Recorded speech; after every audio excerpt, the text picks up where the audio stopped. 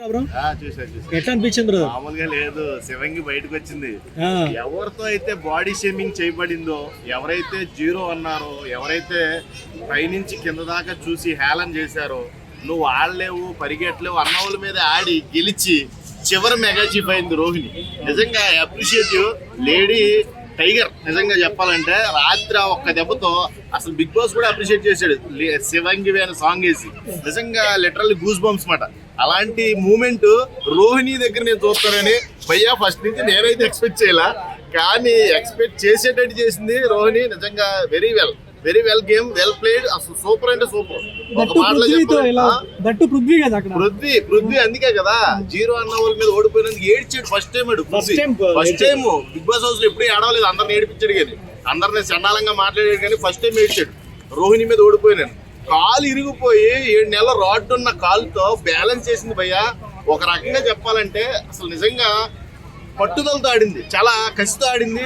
ఏమైనా సరే mega chief అవ్వాలని ఆడింది.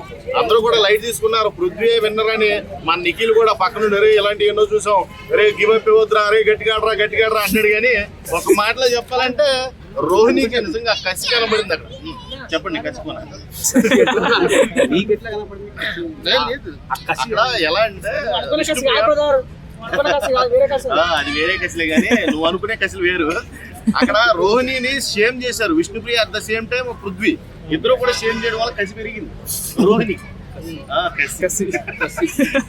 కాబట్టి అది మొత్తం కూడా వర్కౌట్ అయింది. నిజంగా రోహిణి లాస్ట్ మెగా చూడడం I appreciate. She is a lady Singam. మన పృథ్వీ దాంట్లో ఎవరో ప్రేరణ సింగం అంటే ఒకళ్ళకు తేజకి ఒకటి మళ్ళా పృథ్వీకి వేసింది. అంటే రెండు ఒకటే దాంట్లో వేయాలి, ఒకటే కుండలు. మరి దాని గురించి ఏమంటారు? అంటే ఒక విషయం భయ్యా, దీంట్లో చిన్న క్లారిఫికేషన్. అక్కడ రూల్స్ బుక్ లోది చిన్న మిస్అండర్స్టాండింగ్ జరిగింది.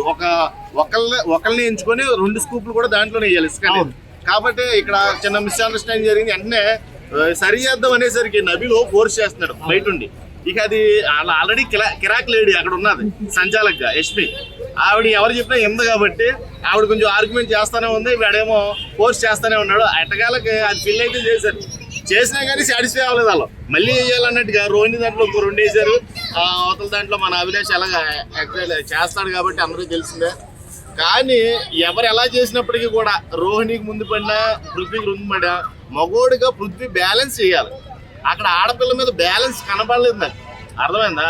మీకు ఇప్పుడు బోన్ పవర్ ఎక్కువ లేడీస్కే వీక్ ఉంటుంది, మగోళ్ళు స్ట్రాంగ్ ఉంటుంది. కాబట్టి నువ్వు ఉత్తప్పుడు మీదకి వెళ్ళి దమ్ము అంటావు కదా, నీ దమ్ము ఏది అక్కడ కనబడాలి కదా. నీ దమ్ము మగోడు అయ్యిండి నువ్వు గివ్ అప్ ఇచ్చావు.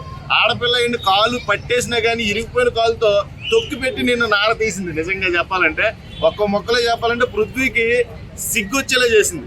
ఒక్క ఎపిసోడ్తో చెప్పొచ్చు రోహిణి ఈ దెబ్బకి టాప్ 5 వెళ్ళిపోయింది అంతే. మన పృథ్వీ ఇంత మంచిగా ఆడతాడు, ఒక్కసారి కూడా మెగా చీఫ్ అవ్వలేకపోయాడు. యాటిట్యూడ్ అంటే మన బిహేవియర్ కూడా బాగుండాలి. బిహేవియర్ బాగోకుండా ఎంత ఆట ఆడినా కానీ ఎవడో లైక్ చేయడు. అర్థమైందా? మనం మాట్లాడే విధానం బాగోకుండా అందరితో మాట్లాడినా కానీ నీకు పెద్ద ఉపయోగం ఉండదు. కాబట్టి బిహేవియర్ ఇస్ మెయిన్ ఇంపార్టెంట్. మనిషికి ఉండవలసిన మెయిన్ క్వాలిటీ అదే.